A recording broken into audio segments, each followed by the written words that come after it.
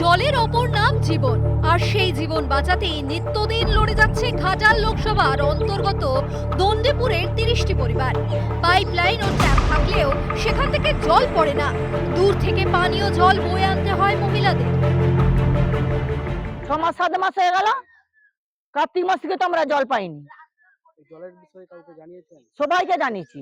দেব আসছিল? হ্যাঁ, দেব এসেছিল, দেবকেও জানিয়েছি।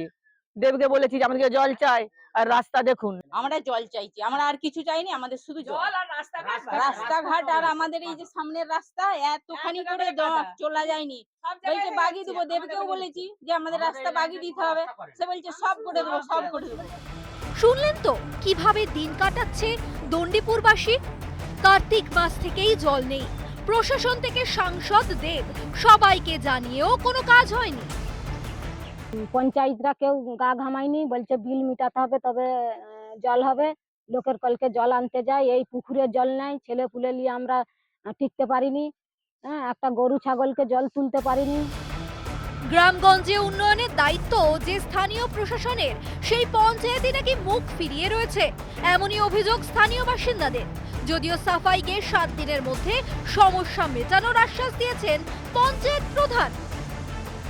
দন্দিপুরে পানীয় জলের সংকট ছিল না, এবং এখনো পর্যন্ত আমি মনে হয় যতটা জানি যে একটা পাড়াতে একটু পানীয় জলের সমস্যা হয়েছে। আমি আগামী 7 দিনের মধ্যে ব্যবস্থা করে দেব।